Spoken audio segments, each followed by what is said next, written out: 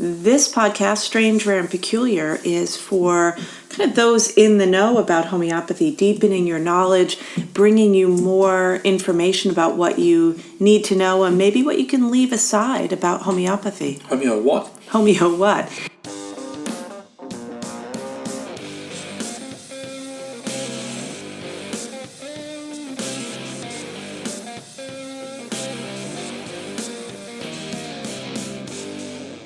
Got coffee on the chronic diseases. Hello, good evening, good afternoon, welcome. Everything. All What of have you it. just done? I got coffee on the chronic diseases. Can we just talk about... That's kind of sacrilege, actually. Well, it's not a great start. Well, actually, that part isn't, but it's been a great start. It's been a great start to the day. It has been a good start. We decided, if you're just listening to this and not seeing the video, we decided to record from our kitchen today. Why? Because I like to be backlit like this. It just became one of those. Wow, it's a we bit were of a- still in the kitchen kind of preparing, and Al said, should we? Should we? Should we? And because it's a special day, today happens to be the 2nd of February when we're recording, which February 1st, 2nd, and 3rd, these 3 days kind of have some significance in some cultural and religious traditions. What? Yeah. So What traditions?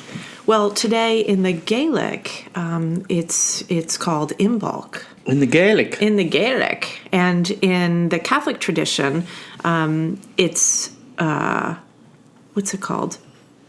Candlemas. Or in the Christian tradition. And then there's also the Feast of St. Blaise. And they all have something in common, and that is, it all takes place at this point in midwinter, I think they call it midwinter because it's halfway between the solstice and the equinox. I feel like I've just been dropped into the Miss of Avalon in 1984. Which has come up in our conversations before. You see a theme here. And we're having these beautiful gluten-free croissants, which I have to say is a really lovely thing. And this is part of... Has it got anything to do with... Imbolc. One of the things is, there are traditional foods that go along with these holidays and things, and having baked goods, because it's the time of year when lots of the fresh vegetables and things aren't available, and so people used to keep themselves going with. So I thought we were walking into the hungry gap in terms of the time of year. Well, in our garden, given that we had the aphid infestation, it's a hungry gap, all right. It's going to be tough times around here for the next number of weeks. Not as bad as New Zealand. Oh my God. How much is a cabbage currently? I don't know, but they are really experiencing some serious weather on the North Island. We just learned last night that our New Zealand friends and family are really struggling on the North Island with the floods, and that they might lose their whole onion crop. Oh, right. It was the onions. It was the onions. Rotting onions in the field. Anyway, but why? It was interesting because we were having Just go back, start again. These words are new to me. That's the... That's the Instant Pot. You get all the kitchen noises. The stock is brewing today. I think it's so important to follow the traditions of the year, and I love that these traditions are both from, we all have them from whatever religion or cultural faith we were brought up in. And one of the things that's just been so interesting to me is just how there's overlap in so many of them. So when you look at, the traditions that might be associated with Christianity, you see that their origin comes from, many of the pre-Christian traditions. And so yeah, of course. The ones that I mentioned today all have to do with that point when you're waiting for the light to come back. And it's different than the solstice, which is the darkest night heading into the time of light, but it's sort of the hope of the midwinter.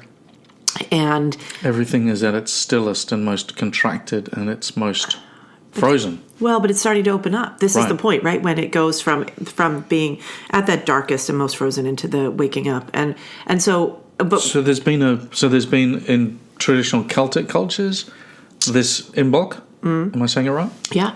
And also, the Feast of St. Blaise. So I was talking to Carly, who works with us, and she said, "Oh, I listened to the podcast where you talked about your aunt's mother with the candles, and it's going to be the Feast of St. Blaise."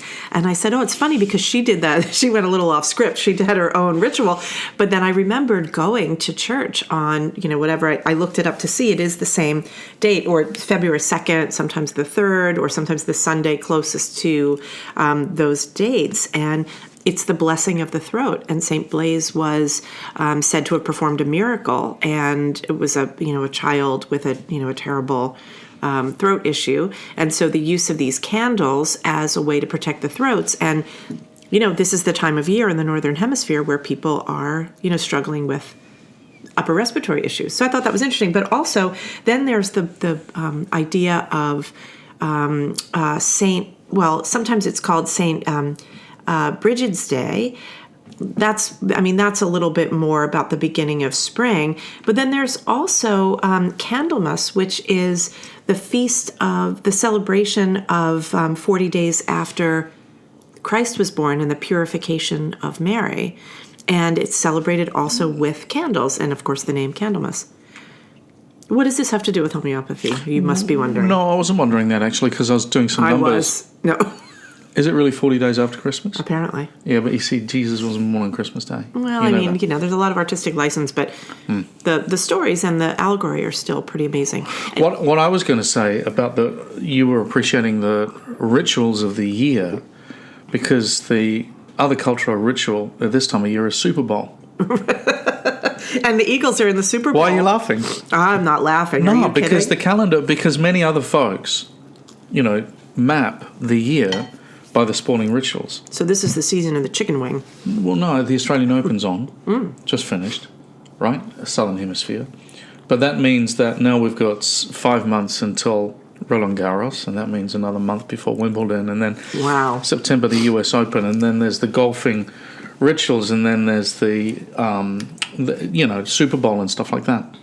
That's a slight diversion from the track I was going down, but it's a good one nonetheless. I think there's lots of analogies between football and homeopathy. Okay, so I'll make mine, you make yours. Let's see how we do with that. So what I was thinking about, just because I woke up thinking about, today and the ritual, and you see if you're watching the video, there's a candle burning. I actually, I'm a bit of a ritual gal. I light a candle whenever I'm in the kitchen doing things. I love it. Yeah, I really love it. Anyway, but I was just thinking about that, and then I was thinking about how the cultural traditions kind of meld in with each other over time, and even regardless of what your heritage or your belief system or your traditions, you start to realize that they're so similar. So like, for example, this week with all of its midwinter ideas, all of the festivals that I mentioned all have candles as a part of it. And so it really makes you think about how, things get baked into the cake and just become a part of universal traditions, even with their own flavor, which got me thinking about, because we were thinking about what was our plan for the podcast today. And I think this came because I was thinking about, I was teaching the Chronic Diseases, the book, this week with the full-time year 2 folks. Well, that was a bestseller. And one of the conversations that we had, or one of the ways that I've been teaching this, is how we can understand chronic diseases. We have to change the language in order to make sense of it in its applications in clinical practice. Oh, I like where you're going with this. Really? Oh, good. Well, in terms of a direct parallel with what you were just saying about a culture adopting another culture's festivals and morphing them. Yeah. Keep going. So people look at chronic diseases, and it's gotten, I don't know, the ways in which contemporary homeopaths use the information about miasms, about chronic disease theory, it often doesn't connect very closely to what Hahnemann was trying to tell us. I think there's some useful strategies that have been employed. The idea of miasms being used as sort of categorical ways to look at information, I think can be helpful. It's like, oh, this is, very whatever, this is very tubercular, and it can be helpful in finding a remedy. But Hahnemann had a completely different idea going on. I think that the depth of chronic diseases runs really deep. Anyway, but what has come to me in the past number of years is just the correlations between the psoric miasm and autoimmune disease. Oh, specifically. Okay. What do you mean? Because, How so? well, What? there are, I think one of the things that we wind up having to do when we're taking on these cases of these complex autoimmune diseases is we have to translate. We need a decoder ring to take what people are telling us are their symptoms and determine which of those symptoms is characteristic enough to be utilized and which of them are just recognition of the rumblings of developed sora.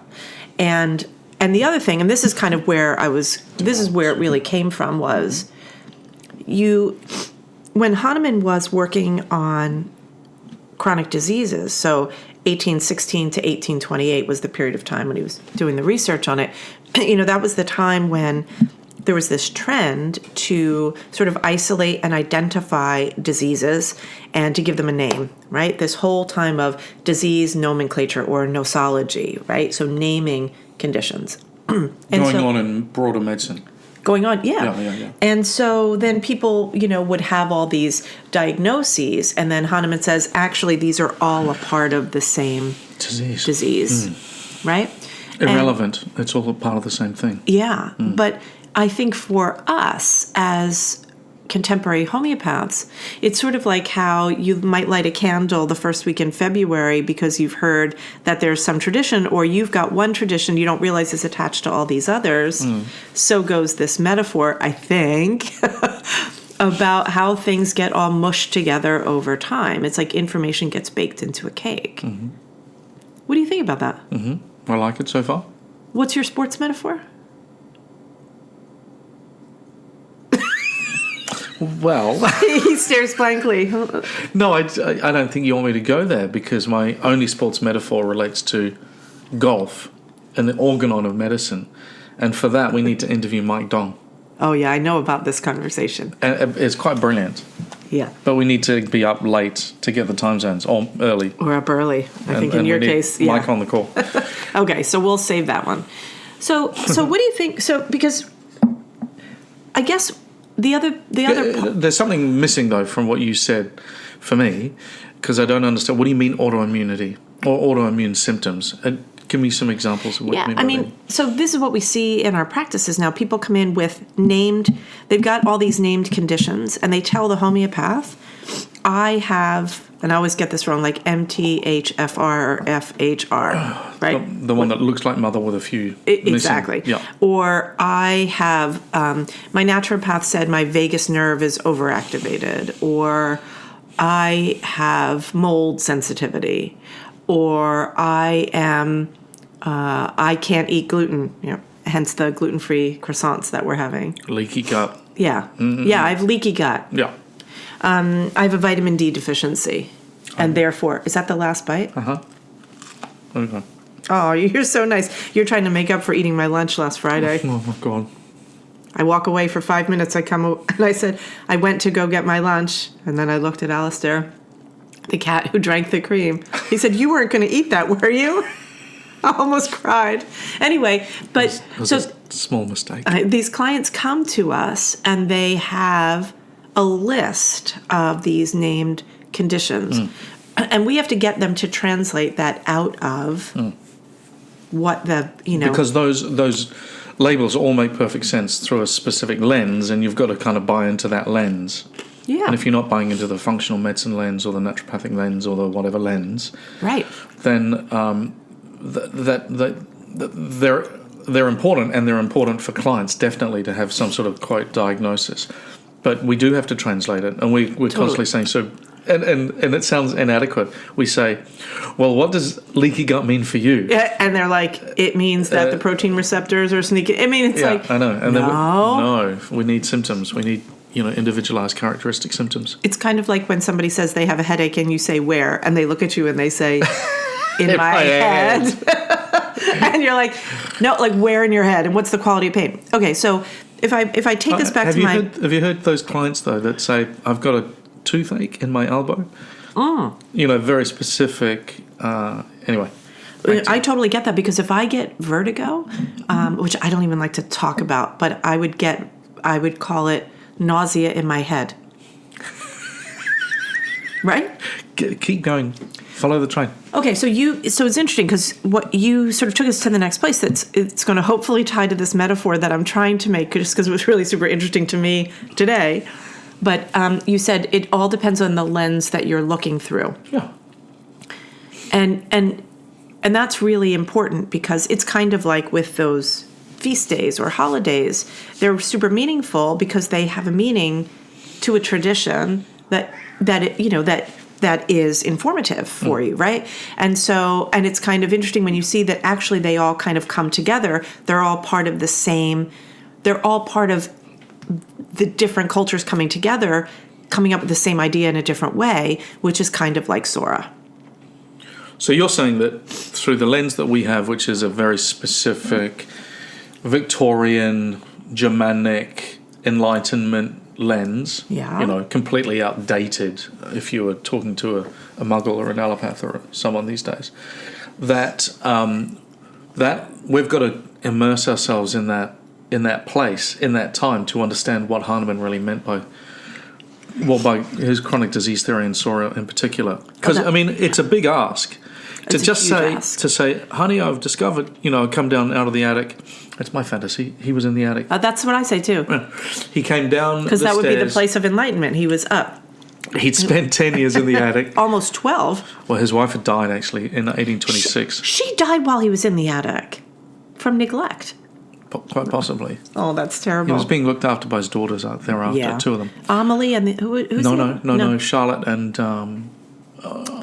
Charlotte and... I never remember that. That's the lecture I gave last week. Oh. I need my notes. But to come down and then publish to the world and say, everything, folks, I've just discovered there's only 3 diseases. Right. That's it. And 2 of them are venereal and one of them is not. And one of them will be controversial till the end of time. And every symptom, every condition, every named condition, everything you have ever had can be pigeonholed into one of those 3 things. That's a big ask. It's a huge ask. And even his best buddies at that time. Right. Staff and Gross, right? He said to them, look, I've rethought this. Maybe we should give a little context because we're making assumptions that people understand some of this just because we teach it all the time. But for those of you who aren't familiar, so Hahnemann, he published his Organon of Medicine in the first edition in 1810. And he had some amazing successes in homeopathy, including the treatment, his first successful treatment of an epidemic, which he was able even to translate into prophylactic treatment of the use of belladonna for scarlet fever in the case of clear and present danger. So he had some huge wins, but he realized that his cases were relapsing. Mm-hmm. And so he then said, I thought I solved the problem. What I think he got to was he understood the natural law of how it works, which would be similars. He understood the sort of the alchemical process of making the remedies, dynamization, but he hadn't understood the interpretation of human suffering. And he came up with a biological theory of disease.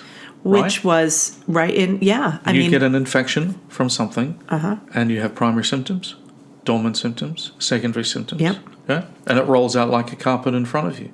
And that's it. And the biggest thing was that disease permeates the entire organism. So even when you only see a small external expression of the disease, the entire organism has been affected. Got it. And I think, and I'm not sure about this, but I think that syphilis probably taught him a lot about that.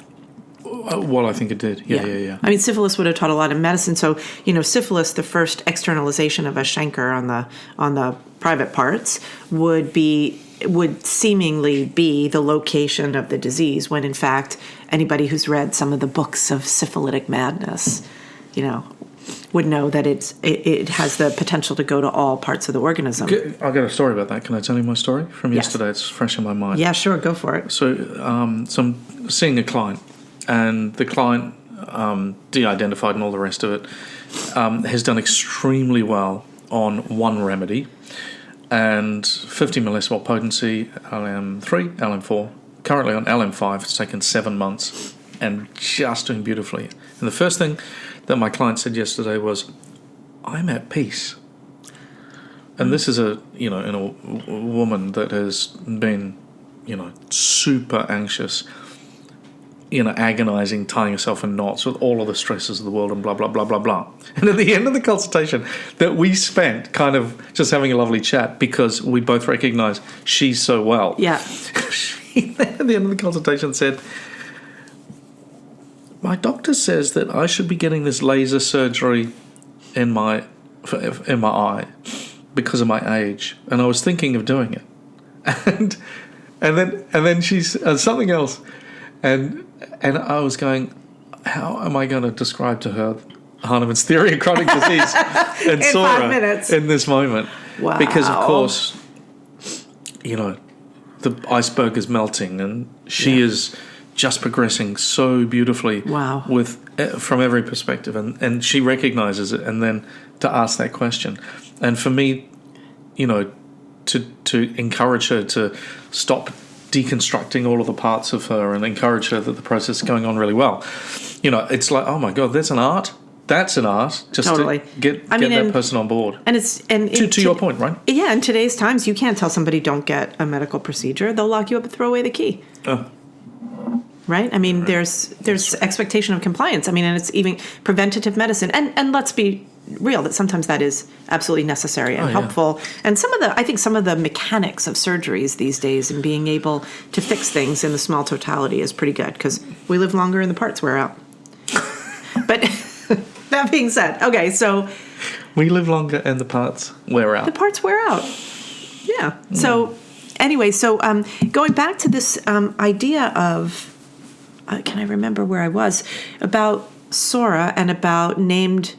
Oh, we were talking about Hahnemann's theory of chronic disease, right? And so he goes up into the attic and he sorts his stuff out. And I mean, obviously, there's so much more complexity to be talked about. This isn't a lecture on understanding chronic diseases, but... Can I tell you what he did? Go on. In the attic? Sure. He opened up all of his 25 4-drawer fireproof filing cabinets. Yeah. And he spread all of his cases out on the floor. Yep. And he spent all of those years just quietly in reflection looking at the progress of disease before treatment, after treatment, no treatment, and the relationship of symptoms and how they eventually progressed as people's chronic disease got worse and worse. And that's how he established those piles of symptoms. Yeah, I think that's part of it. That's what he did. But I think there's a lot more to it because he lives in my office twice.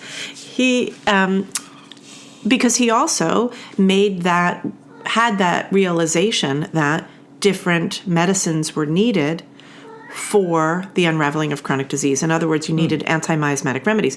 And he introduced all of those new remedies. So he rethought the entire materia medica, right? So he introduced new remedies never seen before. And then he picked and chose from materia medica pura what would go in. So he also had a big thought about the medicines that would be curative, and in a pattern different than what he had done before, didn't give information about the provings, which suggests that he went to other sources. Oh, that's to get that information, right? Oh, I didn't realize that. That's the alchemical piece. But all of the remedies in chronic diseases have had provings by Hahnemann. No, there are some for which there is no information given. I mean, I think that's interesting. I didn't realize that. Yeah, Hughes, if you read in the prefatory notes, so this is the thing that we talked about I love talking to you yesterday. on a Thursday in the morning in the podcast. If you go through the prefatory notes, Hughes, and I forget, it was a dudgeon. That's the most important thing. No, you just got to get to the meat. No. That's because you're a carnivore and I'm not. That's the difference. No. You go right to the meat and I say, no. I actually don't do that. I always read the introduction of the conclusion. It's the most because you raised as a historian.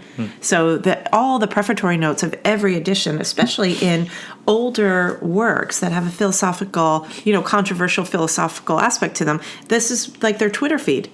In the chronic diseases, Hahnemann it was written in sort of pamphlet form, and he had a preface to each of them except the second one. They each have their own preface that tells more of what he's discovering in the philosophy, which I find fascinating. Like, to me, that's where a lot of the info is.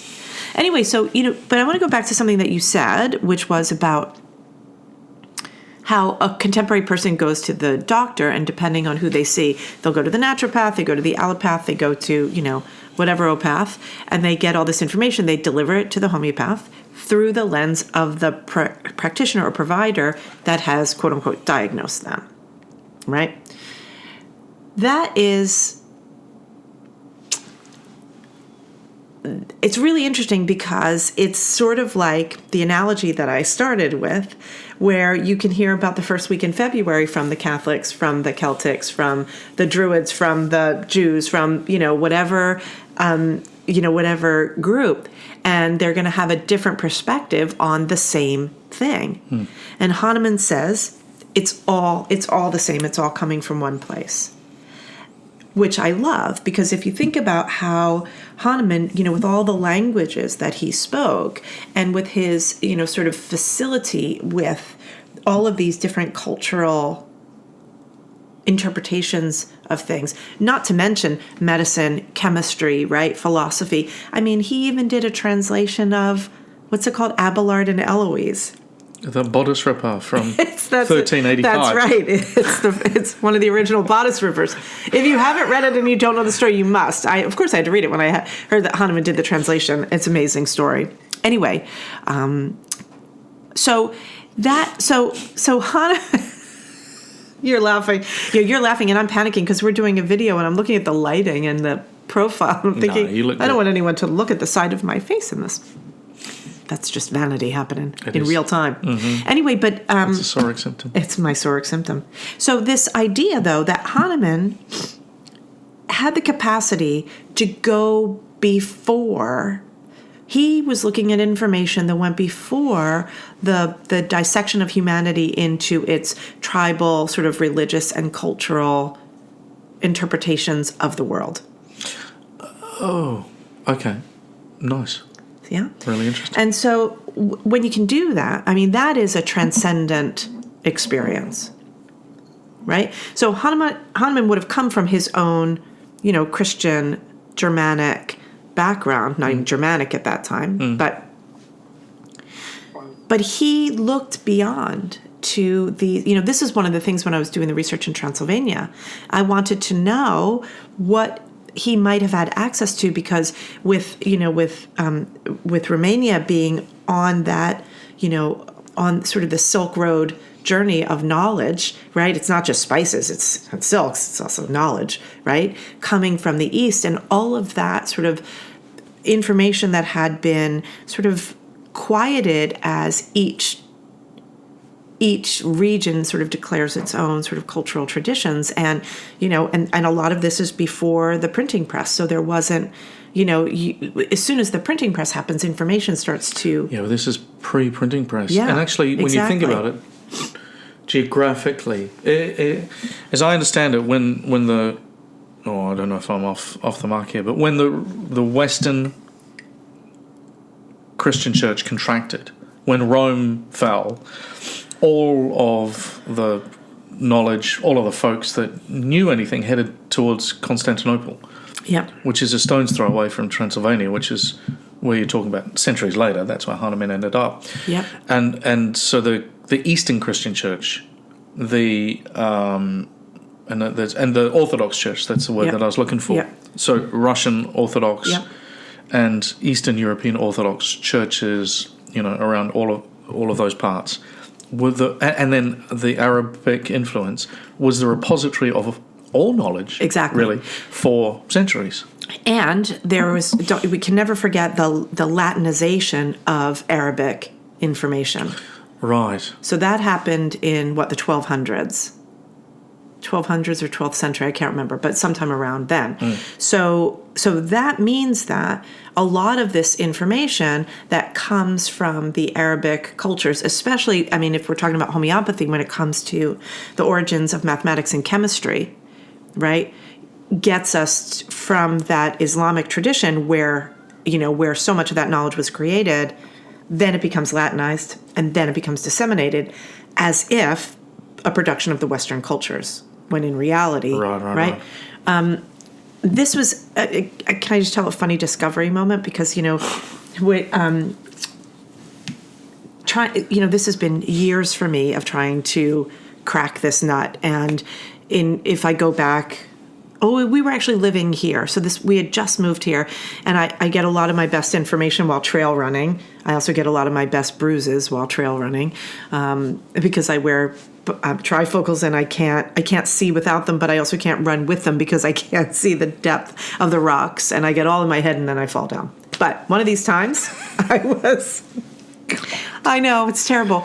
But I had been trying to think about sort of, where Hahnemann didn't just create the numerics of potency like out of his own mind. He didn't wake up one day and go, okay, so today I'm going to take 9 drops of something and add 1 drop to it and start banging it and see what happens. No, I'm going to do 1 to 100. No, I'm going to do 1 to 50,000. Those are not artificial leaps. And in fact, as we know from looking at the pharmacy notes and materia medica notes, Hahnemann also was, what I imagine was playing around with what we now know as Avogadro's number, looking at different substances to see if they had different points, right? As remedies were given in different potencies, I think, based on the perceived toxicity. Which is what the HPUS does, and the FDA is interested in. But today. Hahnemann was doing that. Yeah. But anyway, I was thinking okay, so infinitesimal dose, because what ultimately he ended up with was the infinitesimal dose. So I'm having a run, infinitesimal dose, and then I didn't actually fall down at that moment. But who invented infinitesimal? Who sort of systematized infinitesimal mathematics? Isaac Newton. Everyone alchemist. Emerald tablet. And I was like, oh my gosh, I had taken Newton's translation of the Emerald tablet. That's what's in the beginning of one of my notebooks. I just translated it in there, not understanding really a word of what it meant. I mean, the furthest I could get was it looked like the Tao Te Ching in a completely different form, but whatever. And I'm like, okay. So then I just started learning about Isaac Newton. And that's when, a lot of these pieces came together. And Newton as an alchemist and, wrote more on alchemy than any of his other works. And then discovering the interrelationships between all these people like Newton and Boyle, the father of chemistry, and, and sort of going into that lineage. And then all of a sudden, you roll that back and you say, oh, this knowledge has been created in all these different places over time, spanning cultures, spanning belief systems.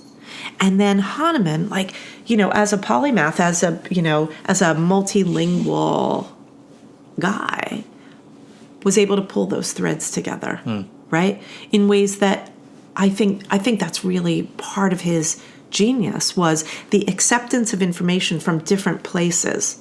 He didn't say, I will only take this from the Judeo-Christian lineage, or I will not consider something that isn't like me. I think being widely read, was able to see beyond the perceived delineations between scientific modalities, cultural mores, and so forth. What do you think? I'm spinning off from a number of things you're saying there, because through following you around dusty libraries in Europe. It's not really hard to get. You don't mind at all. I prefer just to sit in the Rose Room in New York. New York, the New York you can't do Library. any work in that place because you just got to sit. It's so beautiful. But from wandering around with you, I realized something that you were onto. You were sniffing out early, and that is, Hahnemann's influences. When I was hard into history, all of that was called the intellectual origins of ... Right. What are the intellectual origins of, the unification of Italy or something? It's okay. But at the end of the day, that's kind of what you're doing. And for that, if you're turning it into an exploration of homeopathy, the intellectual origins of homeopathy, then you've got to understand where on earth what Hahnemann read, right? Totally. And his influences. And that's when you realize, I think as we have, that Hahnemann is begging for a decent biography, a really, really good biographical deep dive. I totally agree.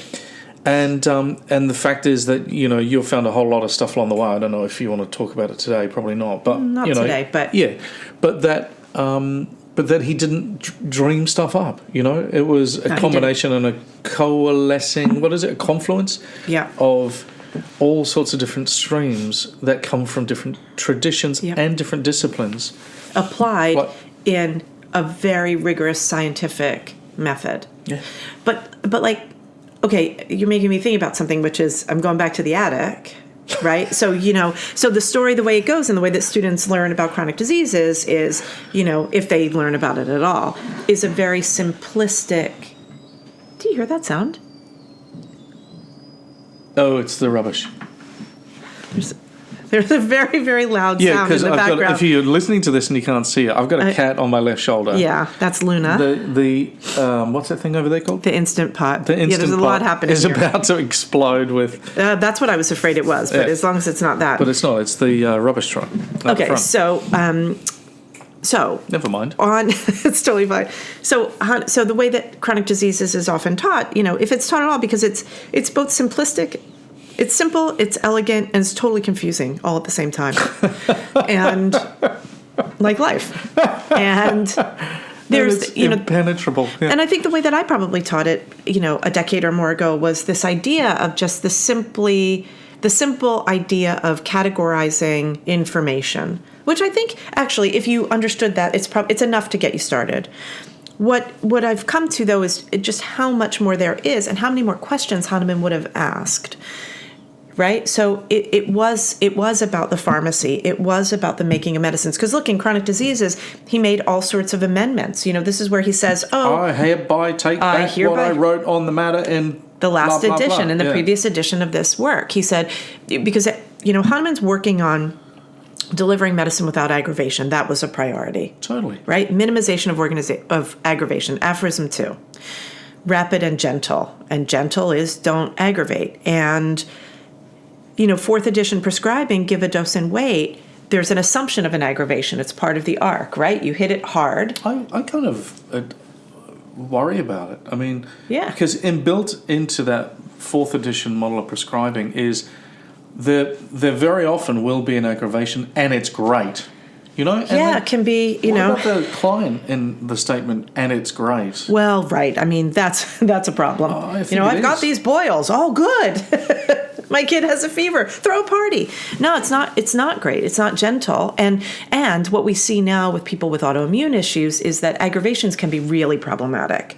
Yeah. Because what it says is that the immune system, which is tanking. Well, it's not tanking, it's overreacting to every stimulus, often overreacts to the introduction of a homeopathic remedy, which then can create all sorts of downstream effects, right? So where were we just before that, though? I totally forget. Do you remember? No, but I've got some news. What? We've got another 12 weeks of winter. 12? Oh, you're talking about the groundhog, Puxatawny Phil? Yep. It's only 6 weeks. No. 12? Not this year. Haven't you seen the news? No. So he came out of the hole and he saw 85 shadows. And the only interpretation of that, according to my sources, which I'll keep your very esteemed disclosed, sources, sure, that means 6 weeks times 2. So we got to hunker down. This is not good. It's not good, folks. It means wherever you are, hunker down. Hunker down. Hunker down. That's what they say here in Philly. Do they? Yeah. So I think that's enough for today. Well, I'm with you. I think I've learnt a bunch of things, some of which are homeopathically related, and also that Luna Bear here needs to go outside. Yeah, she wants to go outside. All right. I believe that's it. We'll see you next time. And I think we should talk more about chronic diseases. Next time or more now? Oh, no. Next time. Maybe next time or a time after. Okay, I want to talk about golf. The biological model of disease that is chronic diseases. I want to focus on that. Okay. Biological. I'll pull out the George Demetriadis. Oh. All right, guys. See ya.